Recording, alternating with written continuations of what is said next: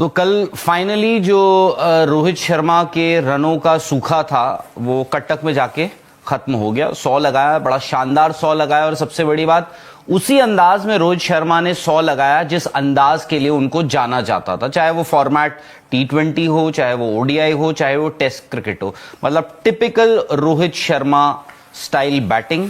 मतलब आपने जो सामने ऑपोजिशन थी उनको जिस हिसाब से रोहित शर्मा की दहशत होती है as an opener, Rohit Sharma उसी अंदाज में दिखे। हालांकि अगर आप पीछे मुड़कर देखें तो रोहित शर्मा ने इसी अंदाज में बल्लेबाजी करने की कोशिश करी है, चाहे फॉर्मेट कोई भी रहा हो, बट उनके रन नहीं आ रहे थे। ऐसा लग रहा था कि रोहित शर्मा जल्दबाजी कर रहे हैं।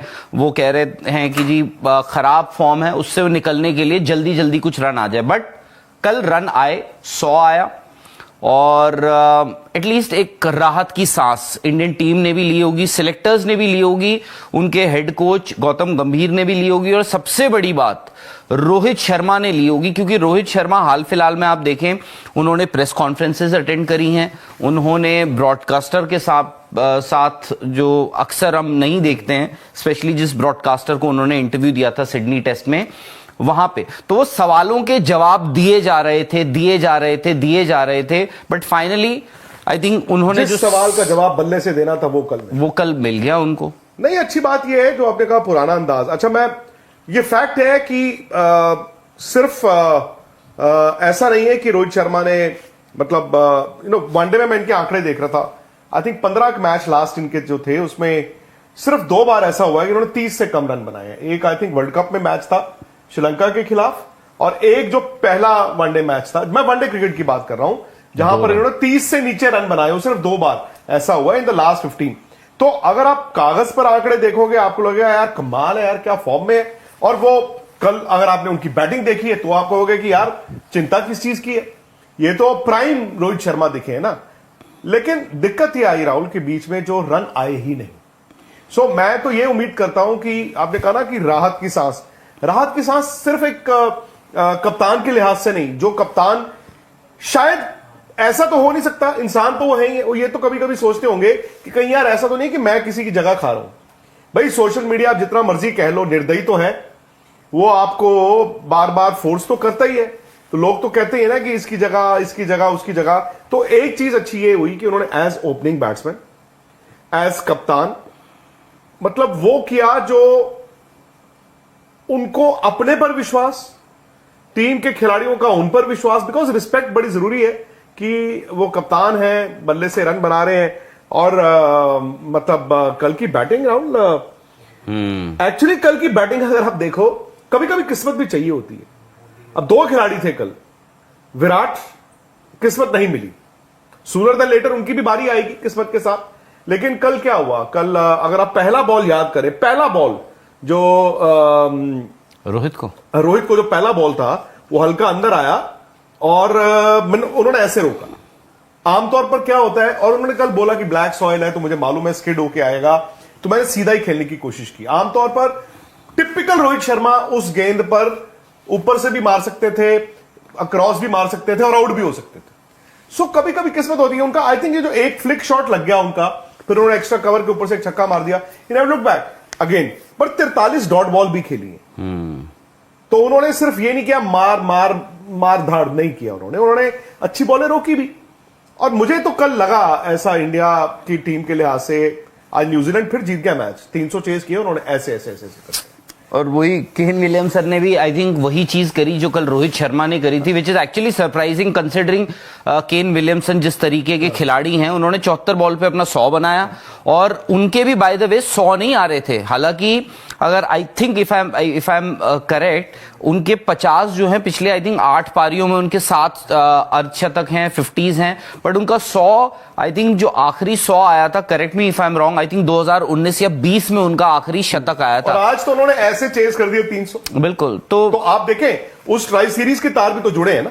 न्यूजीलैंड ने आज 2 मैच लगातार जीत लिए, उन्होंने आज साउथ अफ्रीका को 300 चेज किया, उस दिन उन्होंने 300 बनाया था अगेंस्ट पाकिस्तान।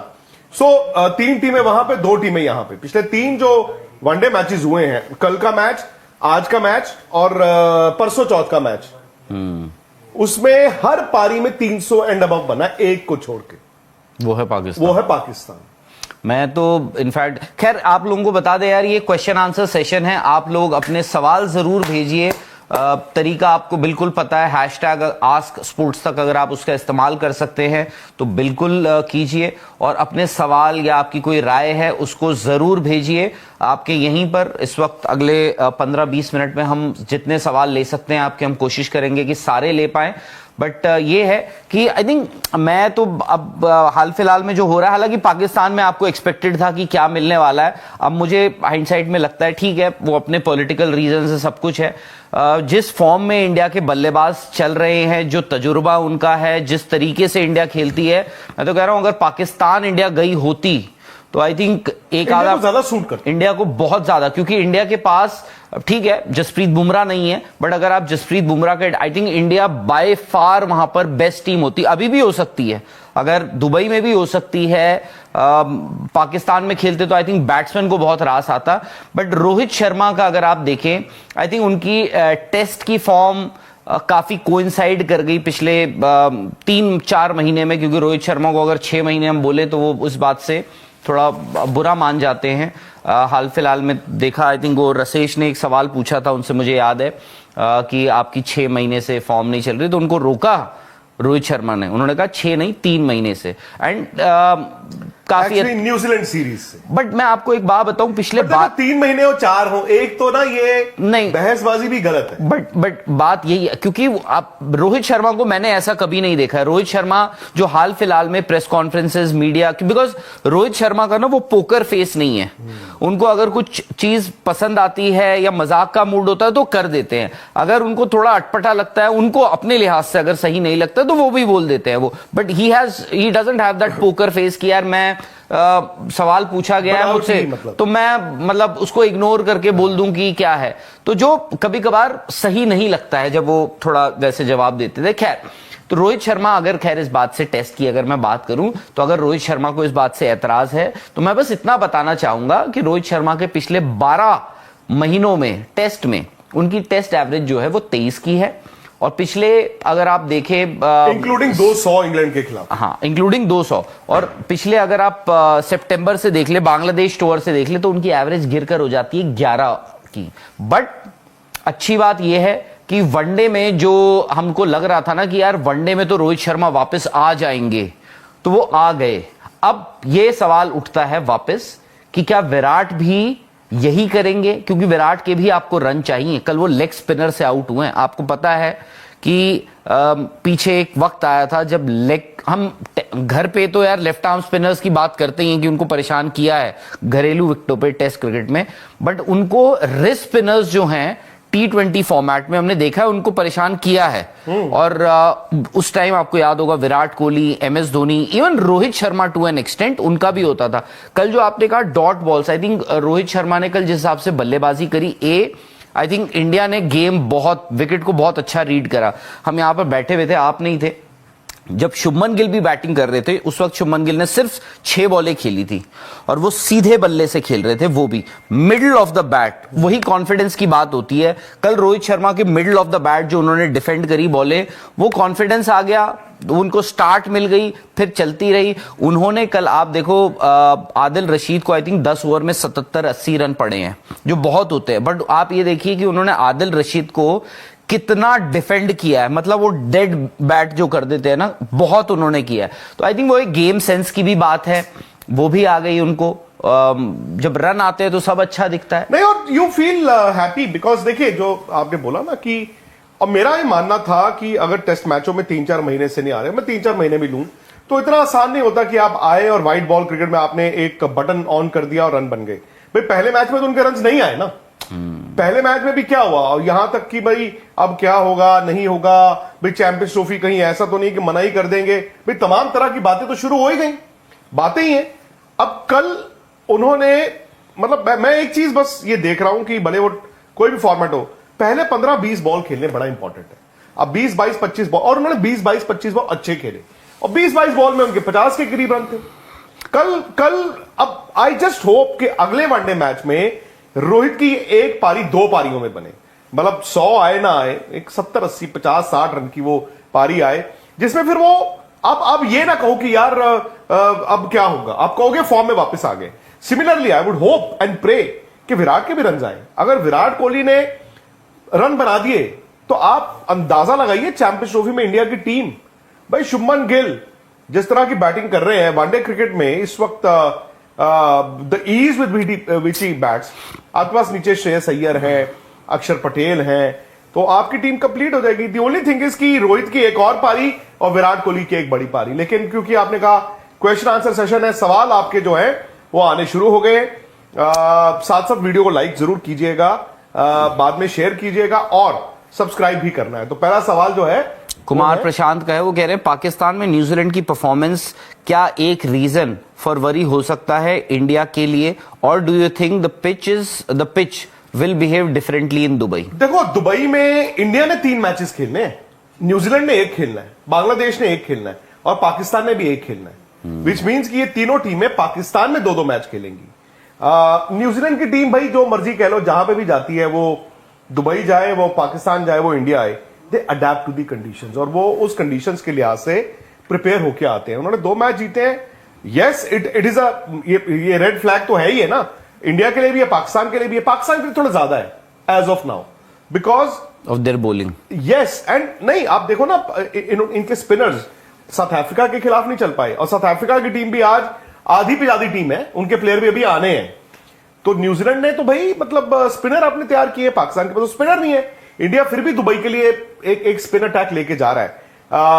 हारिस राउफ का कह रहे हैं वो फिट हो जाएंगे, आई डोंट नो वो किस तरह फिट होंगे, दोबारा इंजर्ड भी हो सकते हैं। तो मुझे तो नसीम शाह भी लगा कि एज इफ आई थिंक वो भी फिट नहीं है। उन्होंने पिछला मैच जो देखा 2-3 ओवर डाले, अच्छे डाले, ठीक ठाक डाले, उसके बाद वो ऐसा लगा कि वो बॉल पहुंचा नहीं पा रहे थे, मतलब पता नहीं इनके ओवर में इतनी पिटाई हो रही है तो कोई ना कोई रीजन तो होगा। फुल टॉस से डाल रहे शाहीन। देखो, अब जो आप बोल रहे थे न्यूजीलैंड, हालांकि यहां पे बैठ के अगर राहुल से भी मैं पूछूं, किससे पूछूं, तो मैं भी कहूंगा 2 सेमीफाइनलिस्ट जो है इंडिया और पाकिस्तान को, मैं भी यही इस पूल से मतलब पिक करूंगा। वाई? बिकॉज पाकिस्तान ने भाई 2 मैच अपने घर पे खेलने हैं, फिर इंडिया को हम रखेंगे, टीम तो जबरदस्त है ही है। बट अगर आप इस फॉर्मेट को देखें, सबसे बड़े जो उलटफेर है वो चैंपियंस ट्रॉफी में ही हो सकते हैं। सिर्फ 3 मैच है, 9 मैच नहीं है कि हार गए तो कोई बात नहीं, ढीला स्टार्ट हुआ तो कोई बात नहीं। पाकिस्तान न्यूजीलैंड इस टूर्नामेंट का पहला मैच खेल रहा है 19 तारीख को, इंडिया अगले दिन खेल रहा है 20 तारीख को। अब दोनों इवेंचुअलिटीज देखें, मतलब आप इंडिया के लिहाज से देखें, बांग्लादेश परेशान करता है। इंडिया ने अगर बांग्लादेश हरा दिया तो इंडिया पाकिस्तान वाले मैच के लिए, 23 वाले मैच के लिए थोड़ा बेटर स्टेट ऑफ माइंड में होगा।